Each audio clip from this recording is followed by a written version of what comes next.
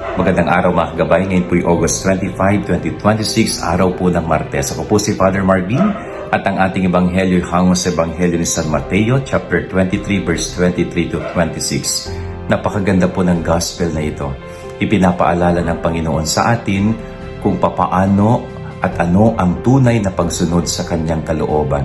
At wala pong iba kundi ang pagiging totoo, ang pagkakaroon ng isang dalisay at malinis na puso at isip.